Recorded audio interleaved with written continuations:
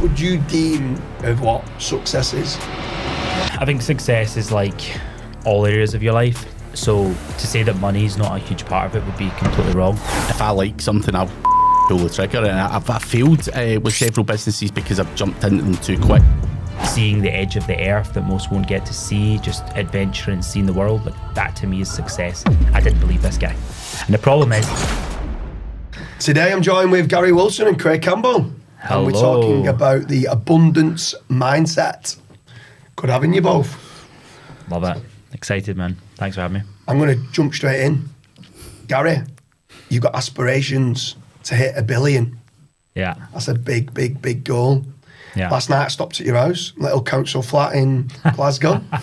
And on the wall in the room, it said, the harder the work, the luckier you become. So can you expand a little bit on that? Yeah. I've got like, so Monopoly art or like money art all over my house. So that's probably one of my favorite senses. I do believe that, like, fundamentally, like, people who do well, they just are better at spotting opportunities. Everyone, like, I've seen so many people that have had the best opportunities in front of them and failed at it. Owning a sales company, like, I literally see that every single day because there's guys in the room that kill it, do amazing things with their lives, and there's guys with the exact same inputs, exact same stuff given to them that don't get that same output in their life. So it's like, how often are you rolling the dice? How often are you actually putting 200% into everything you're doing? I think it's one of the most fundamentally flawed mindsets for most people, is that they just don't understand that, and they don't understand it's like, I'm just going to keep rolling the dice till something hits, till I get something to work. Next question. Obviously, I've made you your first million personally. And Craig might argue with that. Craig introduced me to you. Yeah. So you owe Craig a lot of money. I would say both of you, to be honest, if I want to keep it real. Like, no, I mean that, like I say all the time, like, you guys were literally the two people that got me a kickstart at the start, and I'm not afraid to say that. It's like, it was so true. Met Craig up in Glasgow, he invited me to Brighton SEO, and I remember you sitting there talking about this big link building strategy you were doing on one of your sites, and I'm like, I don't like what you're fucking doing with that. And then you got me to an audit, and I was doing like a little, like, all these, remember little Loom videos I sent you? I was sending you all these Loom videos, and then you were one of the first people to ever buy backlinks off me, and then it kind of spiraled from there. I went to one of your masterminds, I think, but it was off the back of Craig introduced me to you, and then that was where I got the whole kick off. I want to jump a little bit over to you, Craig, with regards to the abundance mindset, right? So, very first time I met you, obviously you came down we had a mastermind in my office. Yep. And it was a great time. Poured a lot of champagne down your throat. And you didn't come back home for an extra 2 days because you was that rough. I had to stay overnight. I was staying overnight. This is the hangover. I had to stay over again. It was that bad, just to be clear. So, but after that, you came down 2 weeks later. I didn't have a clue. I thought you'd upsold me like a kipper. She's like, oh, no problem, mate. I'll come down. And I was like, I've not discussed any prices. Like, I don't know what his day rate is for consultancy. And you do training for a lot of businesses. And there's a lot of people that I know within the UK especially that I'm close friends with that you've trained up the team and they've absolutely skyrocketed and done amazing, right? I think you've got this kind of tough persona that people think about you, but you've got a very, very, very soft inside that you do help a lot of people. So I think there was a scenario I spoke about.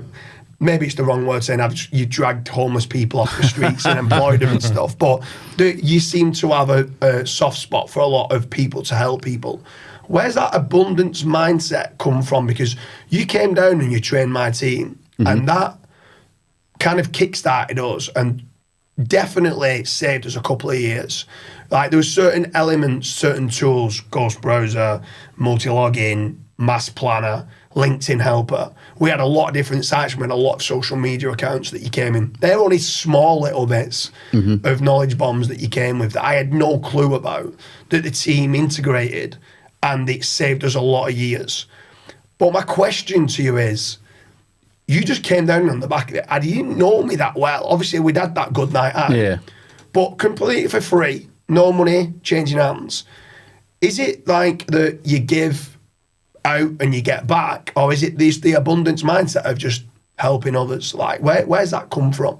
I think I like to help others anyway. Even, with the likes of Gary and stuff, you see a young guy trying to make his way in the world, and you're like, nah, come here, do that.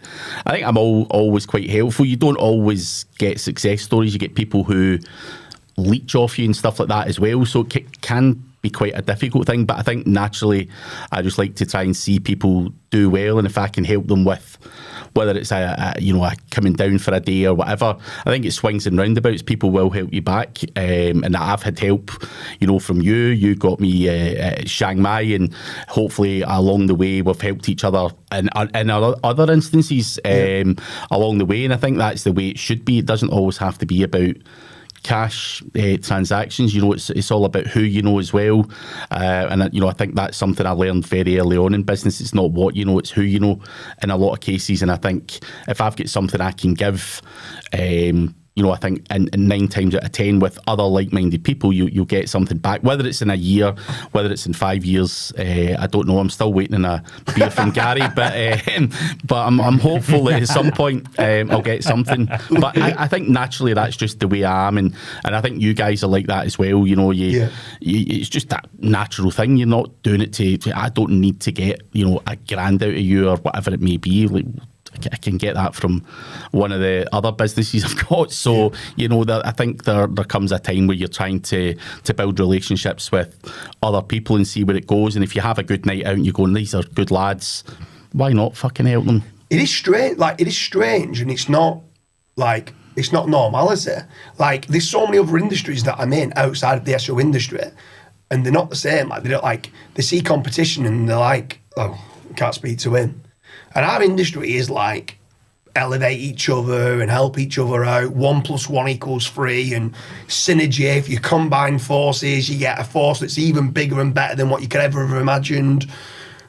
But that just seems, and to be fair, there's certain people within the SEO community that's dog eat dog. Yeah. But it seems to be that we've managed to kind of put this group together that actually we've never changed. I mean, we buy a lot of drinks because you don't go, you're one of the last to go to, you and Carlton are one of the last to go to the bar, right? But no, but on a serious note, it's been an absolute pleasure in how well connected and how we have helped each other along the entrepreneurial journey to elevate each other. Because sometimes you have Christmas dinner with the family, or you go and speaking to friends that you went to school with, and they can't resonate and speak on the level that sometimes we might be wanting to speak on. Of like, from Lee, if I said, oh, I want to be a millionaire, you get laughed at. And I'm sat there opposite a guy that's saying, a million, I don't want a million, I want a billion. Yeah. Do you know what I mean? And it's like, so then it kicks you on. If you're thinking you're doing well in business, it's like, well, if I had aspirations for 20 million, I want 30 million, I want 40 million. No, money's the byproduct, in my opinion. That's nothing to do with what success is, but it's a credit. But on that note, what is success to you? Is it how much money's in the bank? What would you deem of what success is? I think success is like all areas of your life. So to say that money is not a huge part of it would be completely wrong. Money gives you freedom to do good things, but I feel like money fuels the way you are as a person. So if you're a really miserable, depressed person and you have a lot of money, you're probably the type of person that will spend all that money on drugs, or you'll spend all that money on being more miserable and depressed. So it just accelerates you as a person. To me, success is relationships with people, genuine good experiences in life.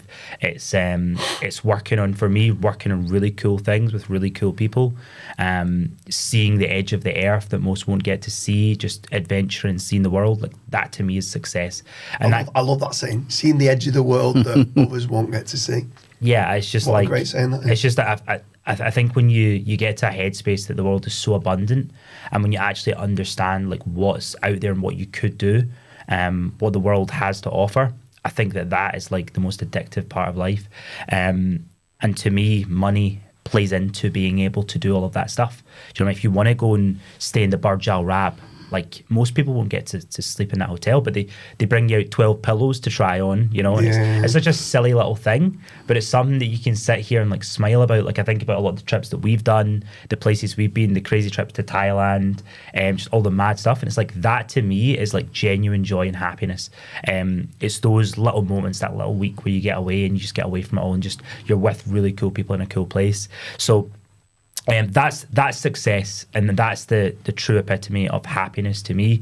I think there's a lot of people with a lot of money that are not successful people. I think they completely fail at life because they just don't have that joy, don't have those relationships. They just chase money for like nothing. There's nothing you're going to do with it. You know, money needs to be spent and used and actually utilized in the world to actually be a useful, successful thing.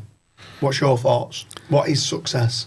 I think pretty much what Gary says. I think, you know, it's hard when you start out. You want to make as much money as you possibly can, but as you get older, as you have kids like you do, which we'll come to in a moment, you know, it's being able to go on holiday, spend time with them. You know, I'm just back from a week in Portugal, just having a lazy week with the family. A week before that, I was in La Manga, you know, having fun with my friends.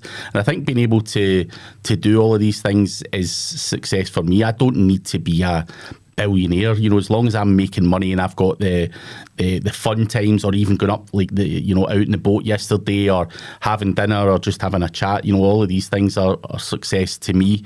And obviously I've had a few health scares in recent months. You know, I got diabetes, which I have reversed, and kidney stone and stuff. So I think obviously looking after your health and stuff like that is obviously success as well. And I think for many years I drunk a lot and partied a lot and tried to live life in the fast lane and never had so much family holidays and time with people that actually you just have a laugh with. And I think that for me is success. And I think, like Gary says, you need money to be able to do all of that. But, you know, I don't sit there at night thinking, and I've actually canned 4 or 5 businesses in the last year because I just didn't have the right time or the time to apply to them. So I could have went on and made more money and chased that money, but was it going to further impact my health or fun times and everything else? And I think that's what you have to sit back and have a look at. So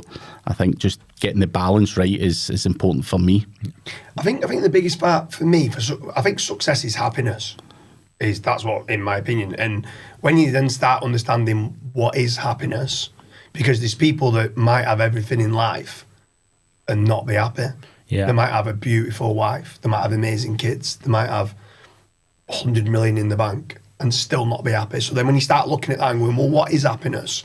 And you start to realise it's like expectation versus reality. Yes. And the delta between that is what happiness is. Mm-hmm. So if you can start lowering expectation of things in life, you're going to be more happy as a person. Yeah.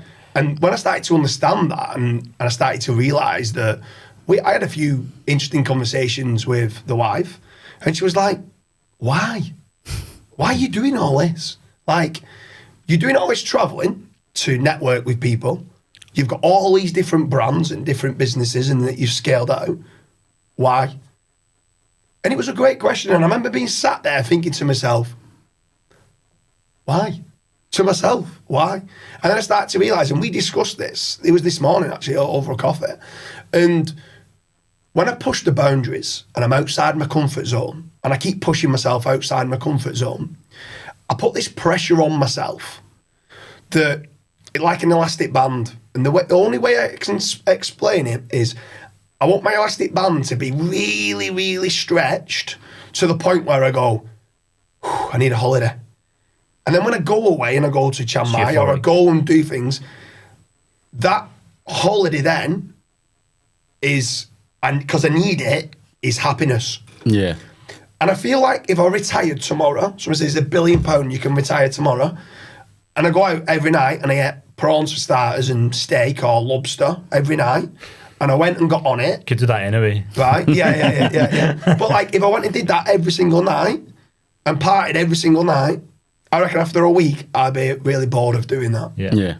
And like, I don't want that all the time. Sometimes I want to go home and have beans on toast. Yeah. Peanut butter on toast with a banana or something. Do you know what I mean? Like, sometimes I want the basic things in life. I don't want to have that all the time. And I think when I start to understand that, I actually put pressure on myself to want to grow. Because then it means I can appreciate Burj Al Arab or go into nice luxury places, see the edges of the world that people can't see, as Gary puts it. Yeah. To go to these really nice places, but I've pushed myself that hard that I'm ready for a break. Mm-hmm. And that break becomes so much more fun and enjoyable. Yeah. And I think that is a big part of it. And I think that sometimes you only realise that when you are sat around other entrepreneurs. Yeah. And you're understanding what they're... Because you speak to some people and it would be, what's your idea of success? Having £1 million in the bank.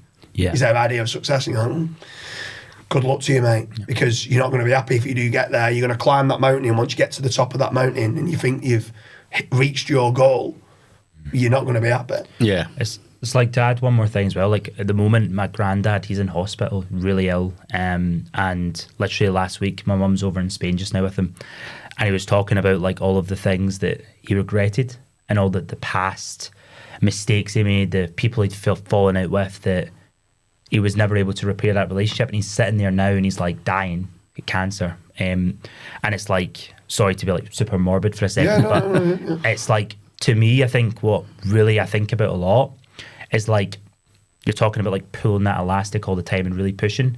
It's like, what will I not regret when I'm there? Because see, at the end of the day, there's no amount of money, there's nothing else that matters to him now, sitting there in that moment, than everything that's happened in the past. And I think if you look at life in the sense of like sitting in that shoe where you can't do the things that you could do today, it's like, will you be happy that you took the easy path, that you did the easy, nice, fun things and didn't push harder and didn't really go for this thing that was a dream when you were younger?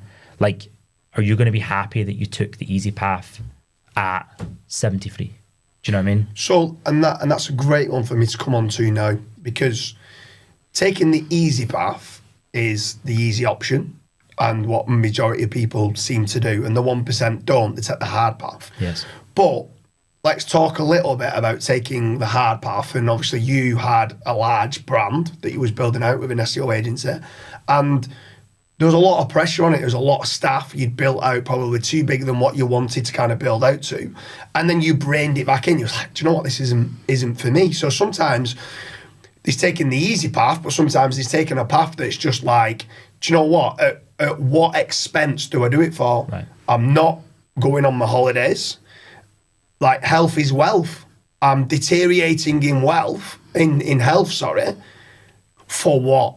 Yeah. So I think there is that kind of, how far do you stretch it before? I don't know if you can touch on a little bit with regards to what constraints you had, where you're pushing really hard and then you got to a point where it was just like, this is not fun. No, I was in that exact place, but I think it also comes from, being a young guy. I was young at the time. I know people say you're fucking not a young guy, but I was young at the time when I had the agency, and the ego was there. I wasn't a businessman. I was just flung into this situation where I was in charge of all these people, and going on holiday, I used to run down to the reception to get proper Wi-Fi and email all the people what they were going to be doing that day and all that kind of stuff. I wasn't even able to have a fucking holiday in peace and quiet. And you do say, at one point, why am I doing this? And is it to tell your mates down the pub that you've got X amount of staff in a big fancy office? I used to literally sit shit in my pants that someone wasn't going to pay their invoice because the whole thing would have collapsed. And I think the ego at the start of and we've all had an ego, you're just not willing to tell, not willing to delegate and stuff like that as well. I'd built myself into the business. I wasn't working on it. I was fucking surrounded. Every piece of content had to go through me. All the sales went through me. All the invoicing went through me. And there's only so far you can go with that particular model before the wheels start falling off. And, one day I went to the doctor and I'm like, I don't feel good. I feel dizzy. And I remember waking up and I felt all dizzy. And we're not waking up, stood up in the office and I felt all dizzy and shit. And the doctor's like, if you got money problems, nah. Have you got, marital problems, nah.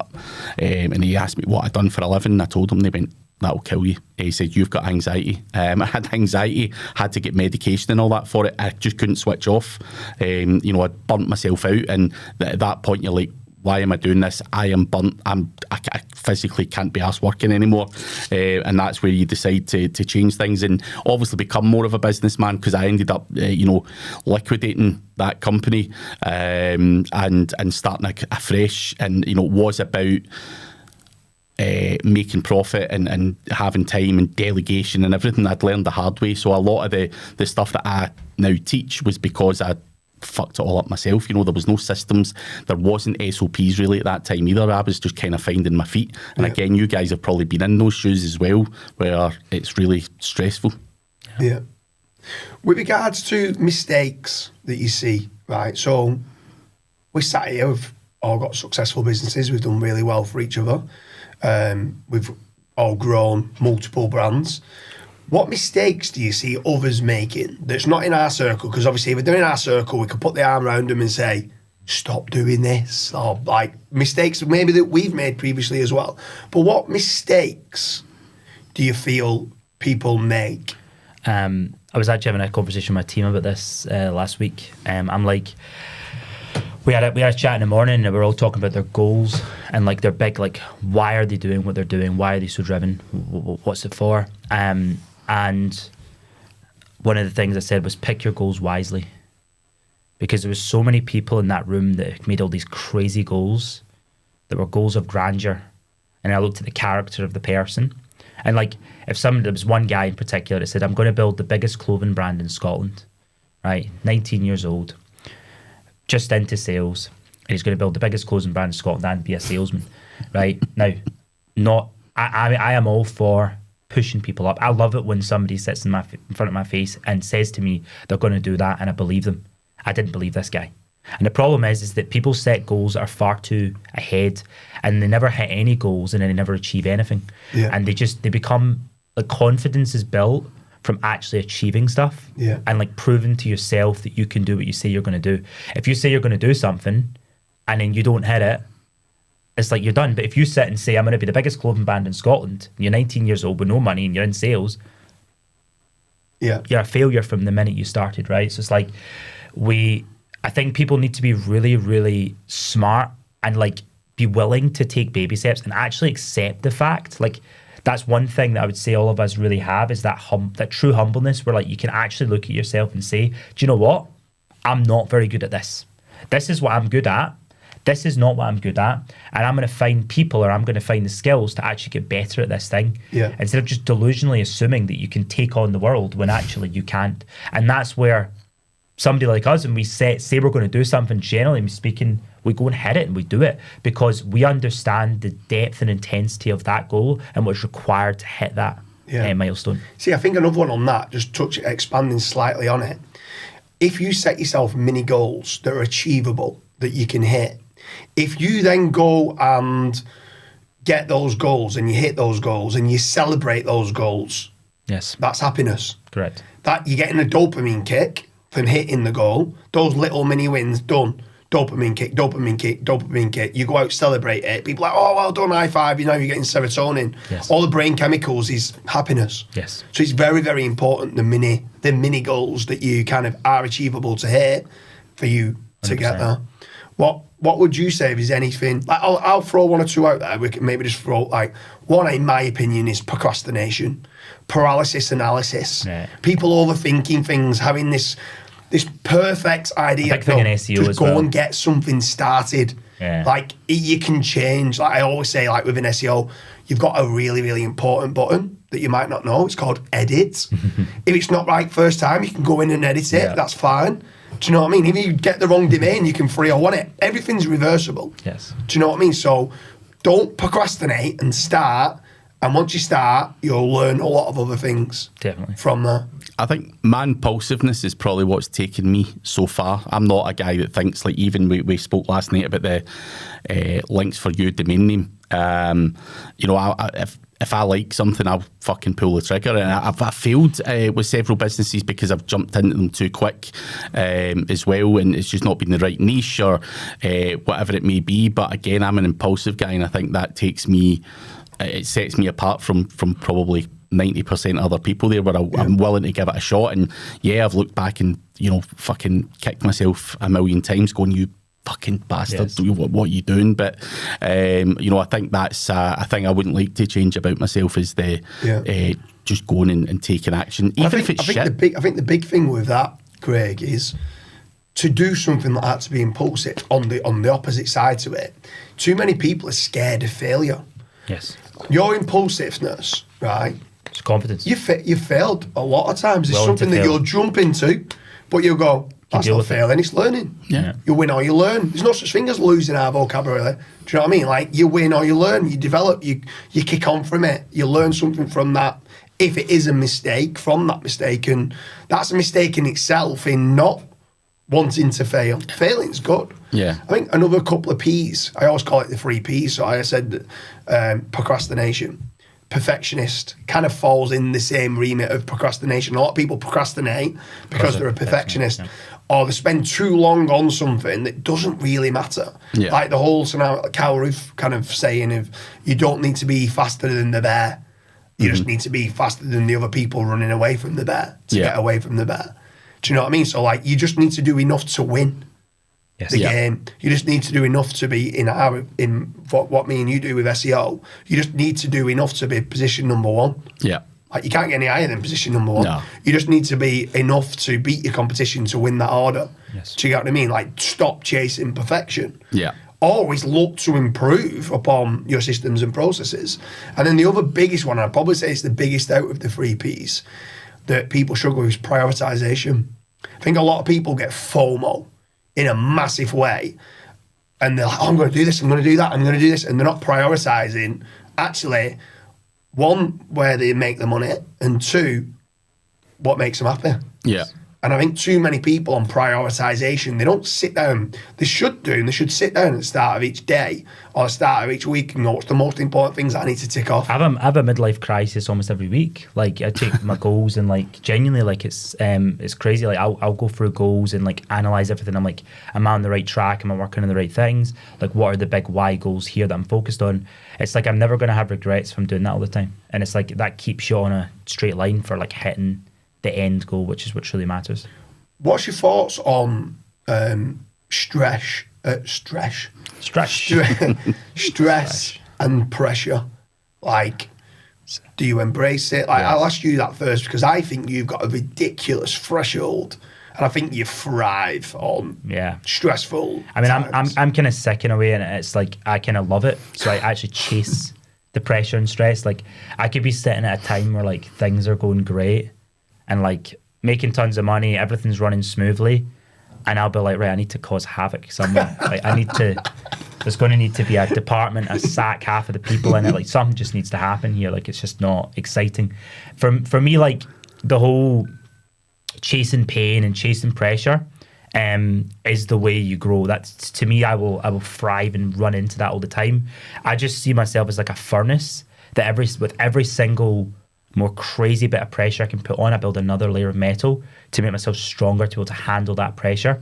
And it'll get to the point where, like, you're able to handle the most unimaginable amounts of pressure and it feels like nothing. And that's kind of where I feel like is the winning place. So I think pressure is like chase the most painful things. Like, I almost say, you were talking earlier about happiness. Like, I almost, like, the problem with that is, like, chasing pain and pressure is like, it doesn't really make you happy in the moment. Right, I can almost say I would optimize for fulfillment than happiness, because a lot of the stuff that you do is very hard. It's actually very difficult. Like, having to sack someone, or having to, like, have a tough conversation with someone and tell them that, look, you're not showing up the way you should be. Like, that's not a nice, enjoyable thing for anyone to do, especially when you are at heart a kind, giving person. But it's the right thing to do by that person. And you understand that, but it's not happiness at the time. True, but I feel like life is a roller coaster, and I think you have to have the pain in your life to experience happiness. I would say my happiness is euphoric. Like, I would. Exactly. It's like going away on what some of these trips we're talking about. Like, to me, I'll probably feel the extent of how great that is, like 20 times more than an average Joe that goes on that holiday. Because for me, like, I've been in such a tough environment. So that opposing place feels like the most amazing exactly thing like in the you world. said, the ends of the world, right? Yes. So where certain people live their life and it's like happiness, unhappiness, happiness, unhappiness, happiness, unhappiness, and it's like this. You're pretty much like this. I'm like a wave. So your happiness is like on highs that are euphoric. like, oh, I've needed this. You're not saying you're unhappiness, but sometimes the pressure, stress, like, the pressure, difficulty. like even when I was in the office today and you went in and you was like a fucking bull in a china shop, you was just causing havoc. Yeah. And it was like, and then your office manager had to pull you out to go, come on, have a coffee. Do you know what I mean? It was like, he needs to calm down. Yeah. But that pressure that you put on yourself, but I do feel that pressure you put on yourself It passes through, mate. it's euphoric and it's euphoric as well. It passes through euphoric, like, it's infectious. But again, that's very, very, very unusual. That is an extremist type of personality trait. Yeah. What's your thoughts on stress and pressure? And I think most human beings thrive on a bit of pressure and a bit of stress. I think people naturally perform better or whatever under some form of stress. I wouldn't say I'm as extreme as Gary. You know, I don't want to fucking invite that shit You're and not enjoy sick. it or anything like that. You know, I'm not. I'm not sick in the head. But I think I'd like to think. I think having the balance of it is important. I think if you can become set in your ways if there is no pressure. And I think we spoke about it last night. That Dan Pena would go in and fire his top sales guy just to show the rest of them. Just to show the rest of them that their jobs are not safe and things like that. And I think, human beings do thrive under a bit of pressure naturally. So I think it's good to have it and keep people on their toes and all that kind of stuff. Do I like being under pressure? Yeah, I think I perform better under pressure as well. It's why I always do my slideshows late. I just do them better when I just fucking boom, boom, boom. I know the person's saying, Craig, you're talking tomorrow, give me my fucking slides today. I perform better with that. Whereas if I'm sitting and I've got 3 weeks, I'm like, my mind's not coming Don't up with really get the ideas and most out stuff. of yourself. So, I think I do thrive under pressure, but it is what it is. You're going to get pressure and stress in business anyway, and I think I definitely think it's a good thing, but not quite to the point where I thrive on it. I'd rather avoid it if I could, but difficult conversations you have to have, and I'm not scared to have them, so I'm probably... You're talking like you're a wee Cam Saint here. I mean, let's keep it real. a few quick fire questions. We've got a few minutes left on it. So, what has been the most challenging part of your entrepreneurial journey? I suppose for you, if you actually chose someone that said that's the most challenging, with what you've just been saying is you want it to always be the most challenging. Yeah. Like, do you know what I mean? Like next week you want to have another crazy I've not always been this strong, mate. I mean, like in the early days, just before I knew you guys, this was actually right before I met you, Craig, and like things kicked off. Like, I was like grossly overweight. I was sleeping in really late every day. Like I had so much belief. And I remember like when I first started doing SEO, this is how I became really good at it. I'd been doing it for like 2 or 3 years. I had an agency. I didn't know how to sell or anything at this time. I'd basically burnt through 20 grand of my dad's inheritance money at like 19, 20 years old. And I remember I was in bed. I'd slept in till like 2 o'clock. My mum had come home from work and she had a conversation with me about getting a job. And I remember at the time, like the anger and the frustration, I absolutely hated her at the time. Because at that time, I had all this belief, but it was so difficult. Like, I genuinely understand what hard work looks like, because I was like putting so much pressure on myself at that time to try and make it work, and like nothing was. By this time I'd 3 failed businesses. I had a fashion store. I think we've all done one of those at some point. I had a fashion store. I had an agency. I had all these lead gen sites. I had all these stupid businesses that I had no clue how to run any of them, no understanding what I was doing, no good mentors that could lead me in any direction to understand what to do next. And I was truly lost, and that was breaking at the time. So I think that moment was like the hardest of all, but there was something in me at that time that when that happened, that I actually took responsibility after what she said, and I didn't become a victim. And I decided I'm going to just go and get this. And it was very shortly after that I'd started to do a couple of things. I ranked for SEO Glasgow, and that was actually how I ended up meeting you. So it's like I never knew where it was going to end up, but I had the right mindset and the right attitude around where I was, and I took responsibility for the fact that, you know what, sleeping into 2 o'clock is acting like a flipping fool when you're trying to start a business. That isn't going to work. That isn't going to make you a successful person. So I actually need to change. And that was a huge turning point, was for where I actually got a head start. Anything on yourself? I think, you know, the first agency I had taught me a lot. Those were the most difficult times. You know, I went into that blindly, and I think most SEOs will be able to resonate. You know, you get good at SEO, you start making a few quid, you get more clients chapping at your door. Before you know it, you've got an office and you've got a fucking web developer or a copywriter or whatever it may be. That's certainly how it was for me. Didn't know the first thing about business, didn't even know about accountants, tax, you know, VAT, none of this shit, flat rate schemes, all the stuff of the day.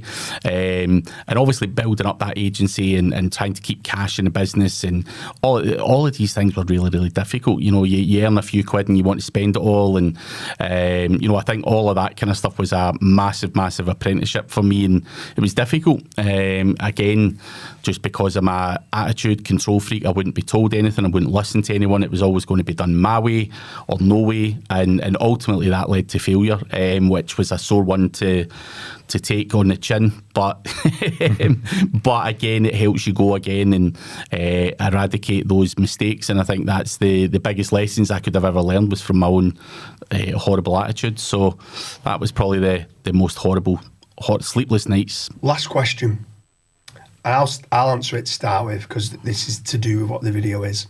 What would you tell your 16-year-old self? So I'll quickly give my quick fire answer is to have the abundance mindset. Having that abundance mindset in your entrepreneurial journey allowed me to network with people like you, which has helped me to elevate to ridiculous goals that I could never even dream of. I wasn't brought up that way to be able to dream that big. It was like sometimes the stuff that you can earn now in a day was what you was thinking you'd earn in a year. Do you know what I mean? So like having that abundance mindset in helping others, but then obviously then having that network is your net worth, then that would be mine. But what would you tell your 16-year-old self if you could? I think that, you know, the delegation, processes, scaling are all things that I wish I had done a lot quicker and understood a lot quicker.